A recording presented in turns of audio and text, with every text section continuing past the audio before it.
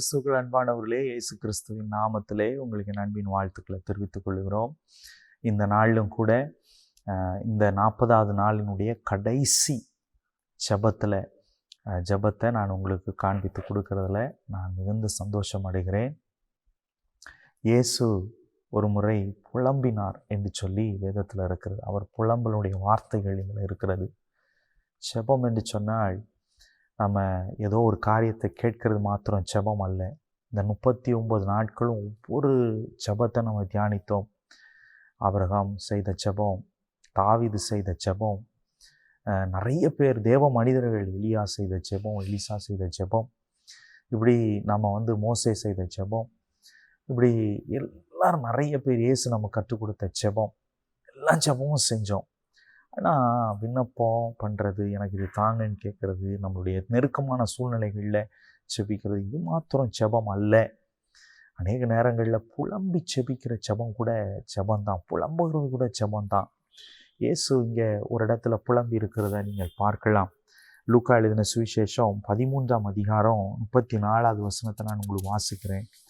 எருசலேமே எருசலேமே, தீர்க்கதரிசிகளை கொலை செய்து உன்னிடத்தில் அனுப்பப்பட்டவர்களை கல்லெறிகிறவளே, கோழி தன் குஞ்சுகளை தன் சிறகுகளின் கீழே கூட்டி சேர்த்து கொள்ளும் வண்ணமாக நான் எத்தனை தரமோ உன் பிள்ளைகளை கூட்டி சேர்த்து கொள்ள மனதாக இருந்தேன், உங்களுக்கோ மனதில்லாமல் போயிற்று. ஆண்டவர் எருசலேமை பார்த்து புலம்புகிற, கண்ணீர் விடுகிற ஒரு காட்சி, புலம்பி கண்ணீர் விடுகிற ஒரு காரியம். அந்த காரியத்தில் பார்த்தீங்க அப்படின்னா, அந்த நேரத்தில் ஆண்டவர் புலம்புகிறார்.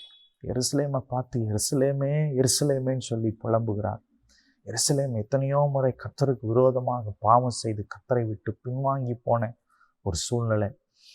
எத்தனையோ முறை ஆண்டவர் தன்னுடைய தீர்க்கதரிசிகளை அனுப்பி ஆண்டவருடைய வார்த்தையை சொல்லி தன்னை சேர்த்து கொள்வதற்கு, எருசலேமை சேர்த்து கொள்வதற்கு மனதோடு கூட இருந்தாலும் அவர்களெல்லாம் விரட்டி அடித்த ஒரு காலம். அந்த எருசலேமை பார்த்து கர்த்தர் புலம்பினார், அழுதார்.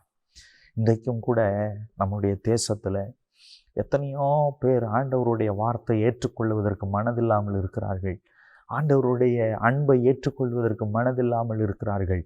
பாவத்திலையும் சாபத்திலையும் மூட நம்பிக்கைகளையும் தவறான எண்ணங்களையும் தவறான நம்பிக்கையிலையும் இருந்து கொண்டிருக்கிற மக்கள் அநேகர் இருக்கிறார்கள்.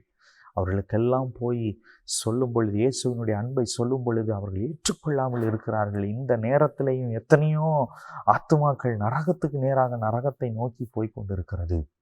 கிறிஸ்துவுக்குள் அன்பானவர்களே, இன்றைக்கு ஆண்டவரை போல, இயேசுவை போல நாமும் புலம்பி அழுது செபிப்போம் என்று சொன்னால், திறப்பில் நிற்போம் என்று சொன்னால், நிச்சயமாக ஒருவேளை கர்த்தர் மனம் இறங்கி அந்த மக்களை எல்லாம் தன்னிடமாக சேர்த்து கொள்வதற்கு, கோழி தன் குஞ்சுகளை எப்படி சேர்த்து கொள்ளுமோ அதே போல கர்த்தர் தம்முடைய பிள்ளைகளை சேர்த்து கொள்ளுவார், தம்முடைய ஜனங்களை சேர்த்து கொள்ளுவார். இந்திய தேசத்தில் ஏராளமான கோடியான மக்கள் இன்னும் இயேசுவை ஏற்றுக்கொள்ளலை, இயேசுவை அறியாமல் இருக்கிறார்கள். இயேசுனா யாருன்னு கேட்கக்கூடிய மக்கள் இருக்கிறார்கள். இந்த 40 நாட்கள் பயணத்தில் இந்தியா முழுவதுமாக விதவிதமான மக்களை, விதவிதமான பாஷைகளை பேசுகிற, விதவிதமான கலாச்சாரத்தில் இருக்கிற விதவிதமான இன மக்களை நான் பார்க்கிறேன். இயேசுன்னு சொன்னால் சில இடங்களில் இயேசுனா யாருன்னு கேட்கிறார்கள். அப்படிப்பட்ட இன மக்களை எல்லாம் போய் பார்க்கும் பொழுது இவர்களுக்கெல்லாம் நான் ஏதோ ஒரு இடத்துல ஒரு 2 பேருக்கு அப்படி சொல்ல முடிகிறது. இவர்களெல்லாம் யார் போய் சொல்லுவா, யார் சந்திப்பார்கள், இந்த மக்கள் எல்லாம் ஆண்டவர் எப்படி சேர்த்து கொள்வார் என்று சொல்லி பார்க்கும் பொழுது அது முடியலை. அதை யோசித்து கூட பார்க்க முடியலை. ஆனால் ஒரு காரியத்தை நம்ம செய்ய முடியும், எல்லாரும் செபிக்க முடியும். ஆண்டவருக்காக செபித்து ஆண்டவரை போல, இயேசுவை போல இந்த மக்களுக்காக புலம்பி அழுது செபிப்போம் என்று சொன்னால் நிச்சயமாக கர்த்தர் இந்த மக்களை தன்னிடமாக சேர்த்து கொள்வார். செபிப்போம், புலம்புவோம், அழுவோம், கண்ணீர் விடுவோம். அழிந்து போகிற ஆத்துமாக்களுக்காக கர்த்தர் நம்மளுடைய ஜெபத்தை கேட்டு மக்களை கர்த்தர் சந்திப்பார், ஜனங்களை சந்திப்பார், ஆத்துமாக்களை சேர்த்து கொள்வார், ரட்சிப்பார். செபிப்போமா. நல்ல தகப்பனே, உம்மை துதிக்கிறோம், ஸ்தோத்திரிக்கிறோம். இந்த 40 நாட்களும் கர்த்தர் நீ நடத்தின விதத்திற்காக ஸ்தோத்திரம். எங்களை ஆச்சரியமாக நடத்துறதற்காக நன்றி ராஜா. அதிசயமாக நடத்தினதற்காக ஸ்தோத்திரம். கர்த்தர் நீ பெரிய காரியங்களை செய்வதற்காக நன்றி. உங்களால் செய்யக்கூடாத அதிசயமான காரியம் என்று ஒன்றுமே இல்லைப்பா. கர்த்தர் பெரிய காரியங்களை செய்யும். தாழ்த்தி ஒப்பு கொடுக்கிறோம். உங்கள் நாமம் மகிமைப்படட்டும். இயேசுவின் நாமத்தில் நாங்கள் ஜெபிக்கிறோம். பரலோக நல்ல பிதாவே, ஆமென், ஆமென். கர்த்தர் நல்லவர், உங்களை ஆசீர்வதிப்பார். தொடர்ந்து இந்த டுடேஸ் ரேமாவை பாருங்கள். அடுத்து 7 நாட்கள் டுடேஸ் ரேமாவுடைய அந்த ஸ்பெஷல் ஹோலி வீக் சீரியஸாக இருக்க போகுது.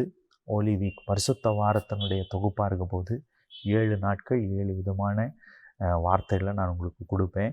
கர்த்தர் பேசின, சிலுவையில் பேசின 7 வார்த்தைகளில் 7 நாட்களும் 7 இந்த பரிசுத்த வாரத்துக்கான வார்த்தைகளை கொடுப்பேன். கர்த்தர் பேசுவார், நம்மளோட கூட இடைப்படுவார். தேங்க்யூ. God bless you.